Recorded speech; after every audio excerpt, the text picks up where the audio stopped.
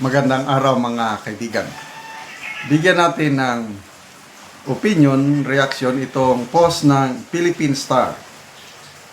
Tungkol ito sa number 1 priority program ni John B. Rimulya kung mananalo siyang presidente. Rimulya on his vision for the country, should he be given a high elective position. Number 1, I would create a program for housing para maubos na ang informal settler families.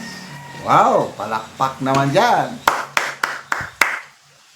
In-interview siya ng Philippine Star, yung Truth on the Line ni, kalimutan ko yung babae na nag-interview. Marami siyang ipinahayag dyan. Yung mga nabasa kong post na ngayon, kasi hindi ko natapos yung ano.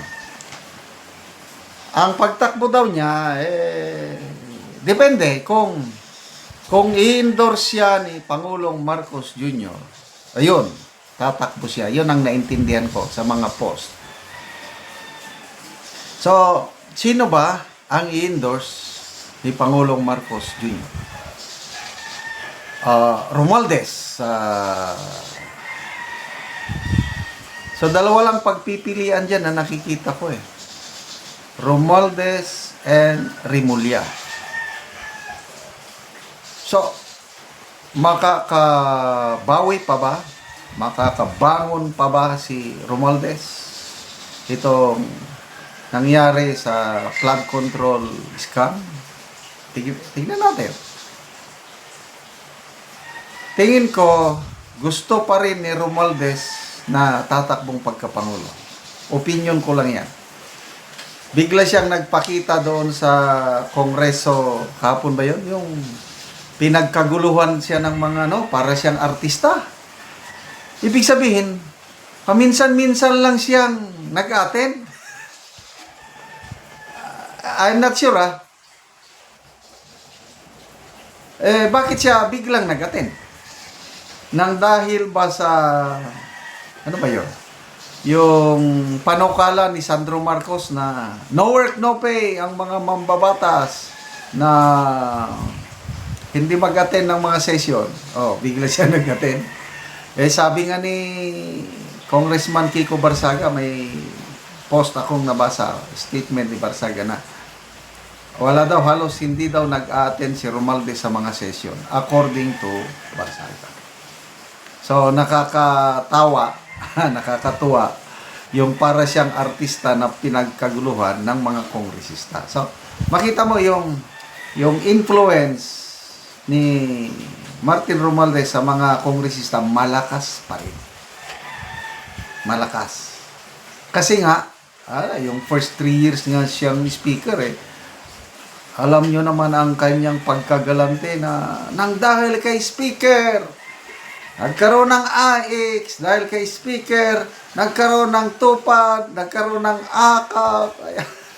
Puro si speaker. So,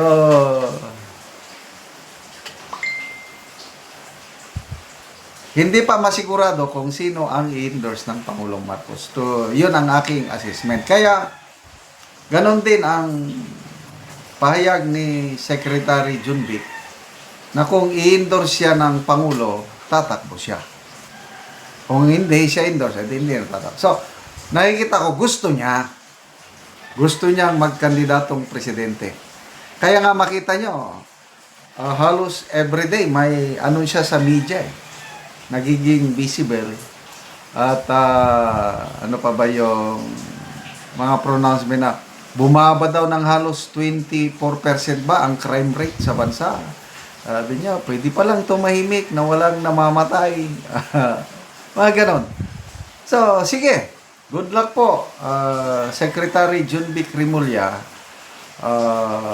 Maganda naman yung ganyan. Meron ng plano kagad kung anong gustong gagawin. Pag-usapan natin ang housing. Problema talaga ang housing. Ang ating presidente ngayon, ang ganda yung kanyang programa. 1 million houses per year. Kaya nag-create nga siya ng Department of Urban Housing and Social Development ba yun? Bagong ano yan? Bagong department para lang tutukan ang housing, which is good. Kaya lang, ang nakakahiya, yung Pangulo, ina-announce niya yan. SONA, kahit saan na. Mag-create tayo ng 1 million after 3 years. Ilan na ang napatayo? Nasa 300,000 pa lang after 3 years. Sa mabuti, itong secretary ngayon ng housing, very honest yan na unrealistic yung target. Yung 1 million per year. Tinanong siya ng mga senador, sinong nag-set niyan? Di, Pangulo. So, dito nyo makikita ang Pangulo. Ang gaganda yung sinasabi niya. Kailang reality on the ground, wala. 5,500 flood control projects na tapos na. O, pinalakpakan siya nung una. Later on, mahiya naman kayo. Malayo siya. Marunong lang siya sa, siguro, nagplano. Gandang plano. Kailang yung implementation, mahina ang Pangulo. So, palpa ang housing program na kakaunti yung ano. Nangangailangan talaga. So, good luck kay Secretary Remulla. Kung manalo, ano sa tingin nyo? May pag-asya ba siyang manalo? Tignan mo ang mga numbers. Sa ngayon, wala pa. Kasi yung latest survey ng WR numero last year, September ata, ang kanyang, ano lang, 0.7% ang pipili sa kanya. May online survey na ilanap, bago lang na-publish, ang sa kanya ay 0.2%.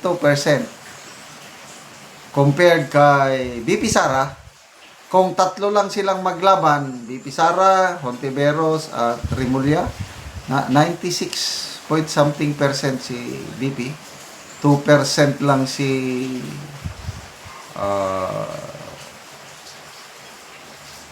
Risa at 0.2%. Ganon kababa sa online survey. So, paano mananalo? Adi, problema niya yun. Okay, salamat mga kaibigan sa inyong pagsubaybay sa ating channel. Nakakatulong kayo ng malaki sa tribong Talandig ng Bukidnon dahil ang income natin sa channel na ito is pantulong sa tribo. Namimigay tayo ng libreng yero at pako para makapagpatayo sila ng mas maayos na tirahan. Panoorin nyo ang video na ito. Taga Anamugero, mag-atop na siya. Patuloy ko na eh.